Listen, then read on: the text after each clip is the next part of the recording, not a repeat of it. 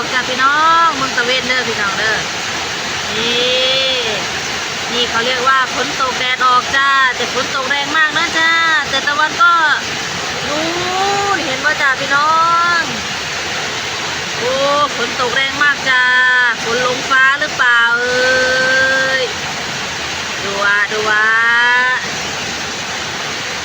แต่ตะวันก็ยังออกอยู่นะคะสว่างมากค่ะฝนตกกลางวันแสงสว่างจ้าเลยตกแรงๆจ้าตกแร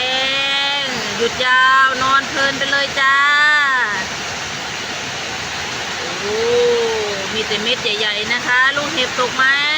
มีลูกเห็บไหมคะ